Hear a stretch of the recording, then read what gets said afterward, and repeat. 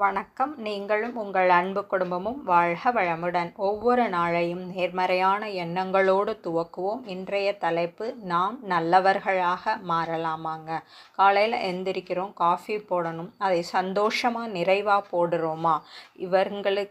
இவங்களுக்கு காஃபி போடணுமேனு பாத்திரத்தை உருட்டி அதை உடைத்து ஒரு சங்கடத்தோடு நம்ம அந்த விஷயத்தை செய்கிறோமா அப்படிங்கிறது நம்மளுடைய மனமும் எண்ணமும் தாங்க அடிப்படை காரணம். மனமும் எண்ணமும் தூய்மையும் நிறைவாக இருந்தது அப்படின்னா அந்த காஃபியினுடைய டேஸ்ட்டு ரொம்ப நல்லாயிருக்கும். அதே கடுப்போட ஒரு சங்கடமான எண்ணங்களோடு அதை போடும் பொழுது அதனுடைய ருசியும் ஆரோக்கியமும் குறையும். காஃபி இல்லைங்க, எந்த செயலை செய்தாலும் ஆத்மார்த்தமாக செய்தால் அந்த செயல் சிவ பூஜை, கடவுளுக்கு நாமளே பூஜை செய்தால் எப்படி ஒரு மன நிறைவு இருக்குமோ அது போல தாங்க. இந்த நன்மையான செயல்களில் புண்ணியமும் உண்டு, நிறைவும் உண்டு. எண்ணத்தின் தூய்மை, வாழ்க்கையில் ஆரோக்கியம் கிடைக்குங்க. எண்ணத்தில் தூய்மை குறையும் பொழுது வாழ்க்கையில் ஆரோக்கியமும் அமைதியும் குறையும். இந்த உலகத்தில் நாம் பிறந்து விட்டோம். நாம் நலமோடும் வளமோடும் வாழ என்ன செய்தால் சிறப்பாக இருக்கும்?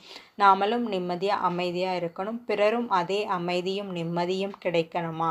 யாரையும் உடலாலோ மனதாலோ வருத்தப்பட வைக்காமல் வாழ பழகணும். அதுக்கு நம்மளால் முடிஞ்ச உதவி, இப்போ ஒரு நடக்க முடியாமல் கஷ்டப்படுறாங்கன்னா அவங்க கையை பிடிச்சிக்கலாம். கையில் அடிபட்டுருச்சுன்னா அவங்களுக்கு ஊட்டி விடுறதுனால அவங்களுடைய மனம் சந்தோஷப்படும். மனதால் இன்று மக்களுக்கு நிறைய குழப்பங்களும் கஷ்டங்களும் வருது.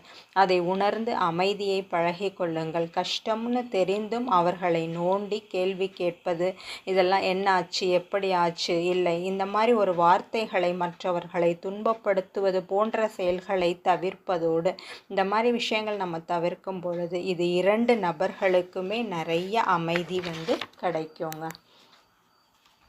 நம் உறவோ நட்போ ஒரு விஷயத்தை விரும்புகிறாங்க அப்படின்னா அதை கவனமாக பார்த்து தெரிந்து கொண்டு அவர்களுக்கு உதவி பாருங்கள். நீங்கள் அறத்தில் முன்னேறுவீர்கள், கடமையில் சிறப்பீர்கள், அன்பில் ஓங்குவீர்கள். நம்மால் முடிந்த உதவி தான். நம்ம ரொம்ப கஷ்டப்படணும்னு இல்லை, முடிந்த உதவி. அன்பும் இதில் கடமையும் நிரம்பி உள்ளது. அரக்கர்கள் யார் தெரியுமாங்க? எப்போவுமே பிறருடைய உயிரையும் மனதையும் வருத்தப்பட செய்கிறான் பாருங்க, அவன் தாங்க அரக்கன்.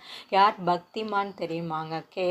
பெரியவர்களுடைய சொற்களை கேட்டு நடப்பது, அவர்களின் நல்வழியில் நல்ல பண்புகளை பின்பற்றி நடக்கிறார் பாருங்க, அவர் தான் சிறந்த பக்திமான்களாகவார். நாம் தவறு செய்தால் அதன் விளைவு எப்படி இருக்கும் தெரியுங்களா? குறி தவறி துப்பாக்கி சுட்டோன்னா என்ன விளைவு வருமோ அதே போல தாங்க நாம் முறை தவறி நெறி தவறி செய்யும் செயல்களின் விளைவு அந்த மாதிரி விளைவு அமையுங்க.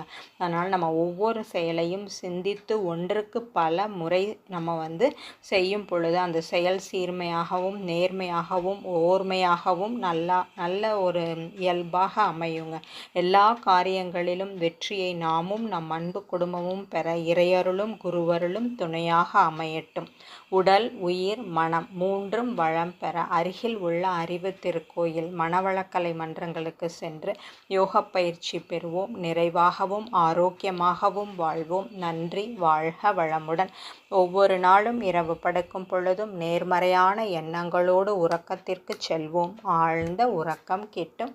வாழ்க வளமுடன். வாழ்க வளமுடன்.